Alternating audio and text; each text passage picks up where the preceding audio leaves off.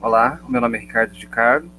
Aí aparece na tela um breve currículo meu. Né? Passo então a fazer a apresentação, intitulada Um Filme, um Experimento, a Criação de um Lugar Autoral Cinematográfico. De maneira muito ligeira, né, vou apresentar aqui para vocês, né, dizendo que a inserção nos espaços de TV, a aparição nas telenovelas, tem se constituído aí como um aval para que o ator passe a ser assimilado então para o campo cinematográfico. Não de todo, porque o cinema ele possui uma fama por fundamentos próprios da própria linguagem do cinema, né, e é influenciado por estéticas de outras linguagens artísticas que não desejam aí uma reprodução industrial do Star System, né, ainda que ela também exista. De qualquer forma, a atralidade, ou seja, o corpus de atores brasileiro que vem atuar principalmente dentro do entre-lugar do teatro e do cinema, e que se deseja, então, operar na linguagem do audiovisual, ela vai precisar, na grande maioria das vezes, né, possuir aí já a inserção nos espaços de TV, nas telenovelas, para então ser assimilado para esse campo da linguagem cinematográfica dentro do campo do audiovisual do Brasil. Então, de qualquer forma, essa atualidade que vem a ser mostrada na linguagem do cinema, ela age em fatores extrafílmicos. Então, a relação com os produtores e diretores de TV e também do cinema, principalmente do cinema, né, quando esse ator ainda, de repente, ele não apareceu na televisão, mas ele já possui, de repente, uma parentela que seja diretores já de cinema. Né? Então, a família de origem, que algumas vezes possuem algum fator relacional da ordem pessoal, né, ou de amizade, com os realizadores propriamente ditos de filmes na linguagem do cinema. Além também, né, um outro modo de se inserir dentro do meio é a disponibilidade de recursos para agenciamento. Então, as agências de casting, né? E, sobretudo, o regionalismo. Né? Eu estou mencionando aqui fatores que vêm facilitar a inserção do ator no campo da atuação para o cinema.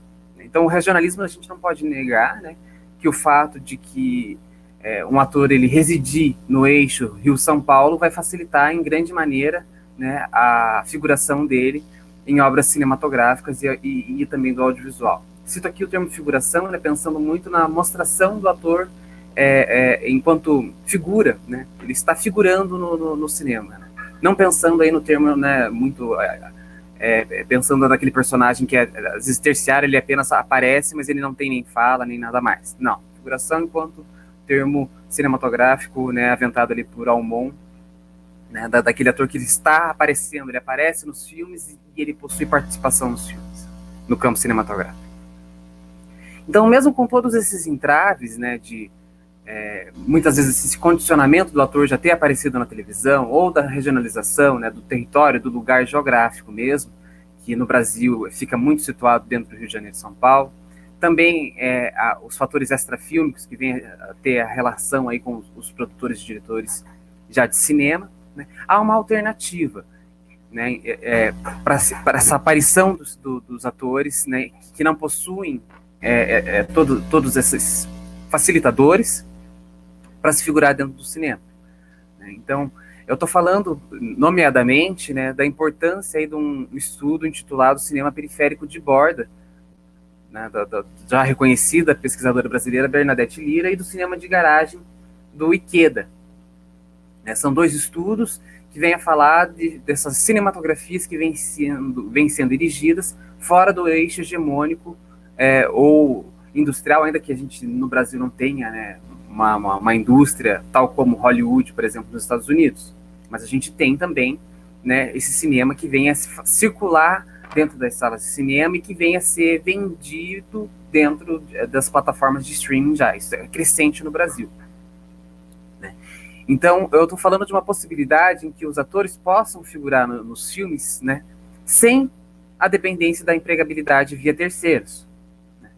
Então, a Bernadette Lira ela vai falar dentro da sua teoria, né, daqueles cinemas que são feitos fora, por exemplo, dos eixos regionais de realização cinematográfica.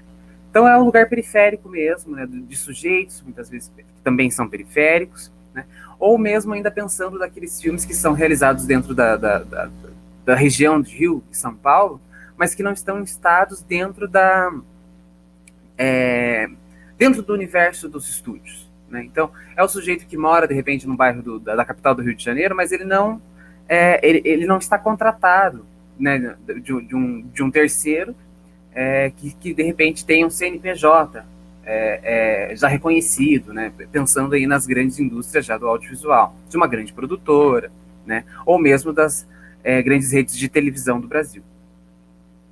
Então, ela vem a desmembrar né, essa situação do sujeito periférico de borda, que está nas margens, que pode ser tanto próximo ali dentro de uma região né, já privilegiada de construção audiovisual, ou então mesmo pensando aí né, em outros estados do Brasil, né, em cidades do interior.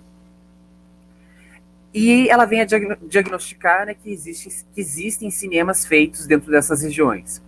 De uma maneira um pouco similar, né, o Ikeda ele vem a nos dizer que existem também filmes que são realizados também nessa situação, algumas vezes também dentro do Rio de Janeiro e São Paulo, e que também estão ali nas bordas, né, nos bairros, digamos assim. E esses filmes, muitas vezes, eles de repente não tratam alguma situação de borda, mas eles vêm a contar com a própria iniciativa do realizador. Então, daquilo que se deseja ser contado, se deseja ser mostrado enquanto realização artística. Então, aliado a essas duas perspectivas, né, é que eu tenho buscado pensar as vicissitudes de obragem e lugar né, como uma nova opção de lugar e existência e a possibilidade do fazer artístico, pensando aí o urgimento de carreiras autorais, né, como uma nova oportunidade criativa fora da seara hegemônica de criação. Né?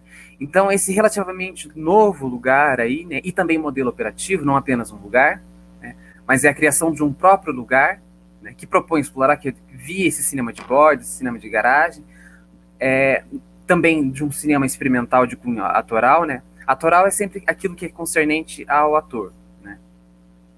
Então, via a realização de um filme, né? A criação de um próprio lugar, de um cinema experimental, via a realização de um filme e a criação de um próprio lugar atoral cinematográfico, não cinema atoral cinematográfico. Por quê?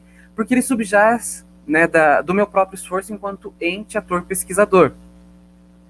Então, um filme que eu faço, calcado dentro de preceitos que venham a valorar, né, preceitos da linguagem cinematográfica que venham a valorar a técnica atuacional, e por meio desses preceitos eu crio né, um filme que vai estar principalmente situado dentro da interpretação cinematográfica, né, que venha a prescindir, então, de fatores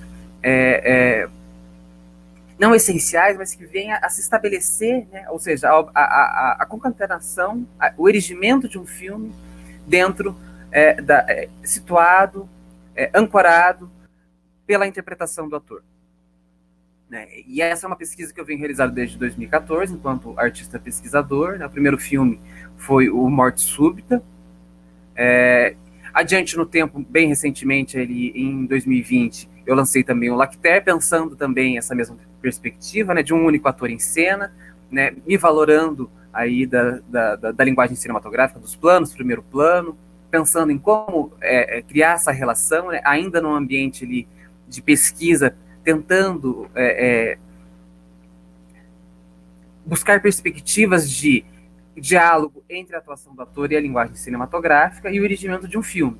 A partir disso, eu comecei a perceber né, que eu também estava construindo um lugar próprio antropológico, né, em que eu não dependia de terceiros para a realização. Né, isso também, né, o Ikeda, ele vem a nos lembrar que isso é possível muito, em parte, por conta da democratização, ainda que ela seja relativa, né, dos meios dos dispositivos videográficos. Então, não é tão mais caro possuir uma câmera, né, um microfone.